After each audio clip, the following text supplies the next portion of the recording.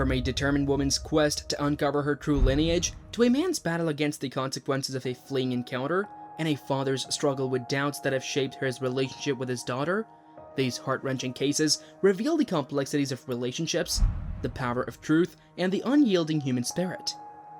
The courtroom becomes a stage for raw emotions, as lives are changed forever with the reveal of DNA results. When I was 13 years old, I had a father figure in my life. Ms. Myers stood in front of the court and talked about how she really wanted to know who her dad was. She made a list of 13 men who could be her dad, which her mom, Miss Madrigal, gave her. When she was 13, a person who was like a dad to her left, and that made her want to understand things better.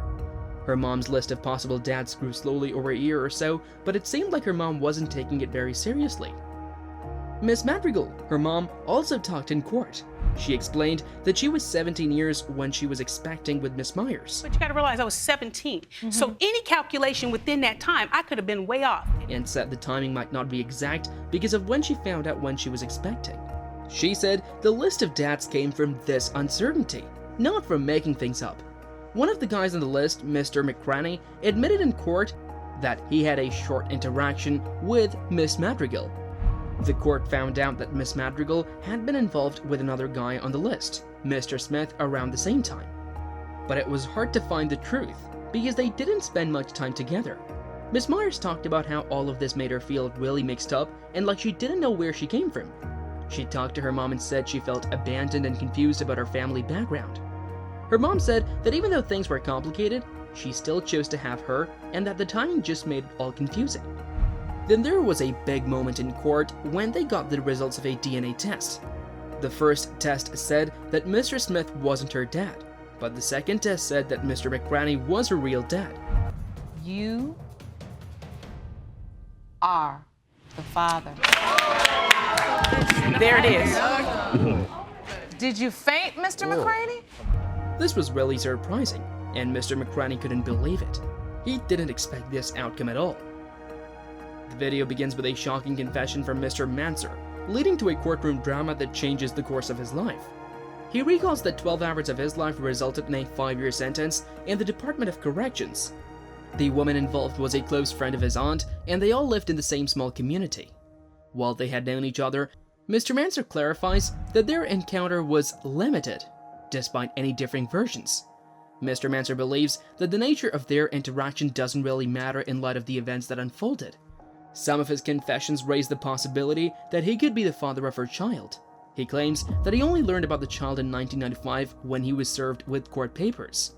I didn't find out anything about the child until I was served with papers in 1995. He explained that due to various circumstances, he couldn't make it to the court, which led him to being declared the father by default. Consequently, he was charged with criminal non-payment of child support. Several years passed before Mr. Manser was arrested for not paying child support.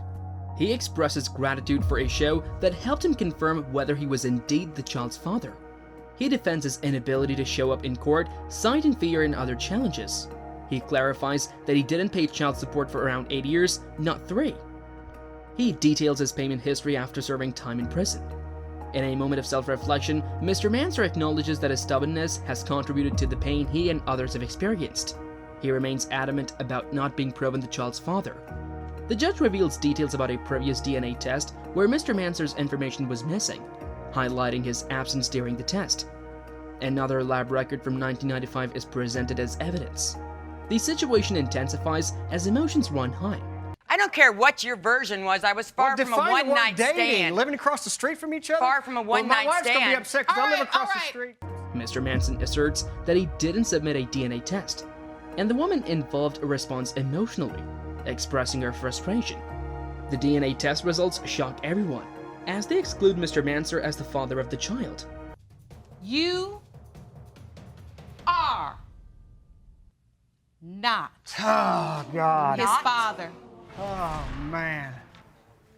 5 years in prison. Despite the relief of not being the child's father, tensions rise, as interactions between the parties involved remain tense and emotional. The video ends with unresolved emotions and the weight of Mr. Manser's past actions, including his time in prison. Mr. Jackson Jr. spoke in court about how the paternity case has really hurt his life. He said it has messed up his money, his mind, and his body. The stress from the case even made his heart so weak that he needed a pacemaker. He explained that he began paying money when he got his job, and that's when he found out he owed money for his child. By then, he already owed $13,000 because of late payments. He tried to catch up, but the fines kept getting bigger, and now he owes more than $25,000. Ms. Jackson said she thinks Mr. Jackson Jr. is her real dad. She remembered that he wasn't always sure when she was a kid. Sometimes he would say he might not be her dad. He admitted he had doubts due to certain factors. Ms. Jackson even talked about her relationship with Mr. Jackson Jr., saying it was tough when she was growing up.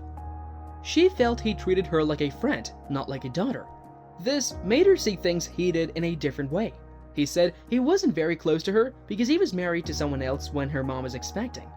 He said he denied being her dad because of this. Ms. Jackson disagreed and said he knew where they were because of family.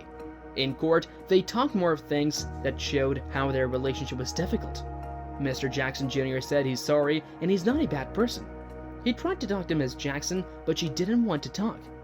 Ms. Jackson remembered a time when she asked him for money for ice cream, but he said no and then bought alcohol.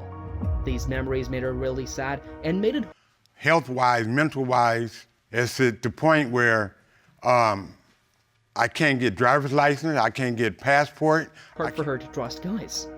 They both talked about how much they hurt because of all this.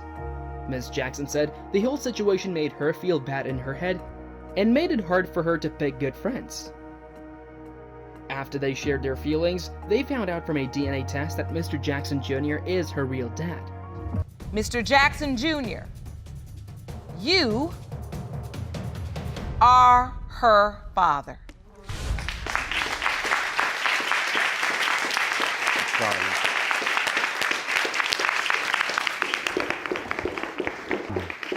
I'm so sorry.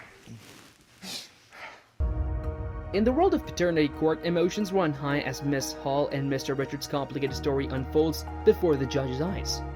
Miss Hall's mother, Miss West, steps up to provide context, refuting Mr. Richards' claim that their son has nothing to be thirsty for. She argues that Mr. Richards' lack of support contradicts his accusations. According to Miss West, Mr. Richards' insinuations that Miss Hall pursued him are unfounded, as he also showed interest in her. However, the court soon learns that both parties have played a role in the dynamics of their relationship. Mr. Richard admits to his own thirst and confesses to manipulating the situation by reaching out to Miss Hall through Instagram. Miss Hall confirms that Mr. Richard's intentions were to rekindle their relationship after their previous breakup, acknowledging that they both contributed to the push and pull. A bombshell drops when Mr. Richard reveals that their previous breakup was triggered by his jealousy and distrust. He recounts an incident where he snooped through Miss Hall's phone and saw messages from other people. This revelation caused him to break up with her. Yet Miss Hall expresses that she kept her pregnancy a secret due to their tumultuous relationship. Miss Hall eventually informed Mr. Richard about her situation, leading to more conflict. Mr. Richard expressed doubts and questioned whether he was the father. Despite their tumultuous history, he also confessed some other facts around the same time. In a dramatic turn of events, Mr. Richard's doubts are shattered as the DNA test results are revealed. The court confirms that Mr. Richard is indeed the father of Miss Hall's child. Mr. Richards, you are the father. Thank you. Thank you. Thank you. You are the father. Thank you. Dispelling the uncertainty that had surrounded their situation. Amidst the courtroom drama and tension, the truth prevails, offering closure and answers to a story filled with doubts and complications. Do share your views in the comment section below and subscribe to our channel for more such videos.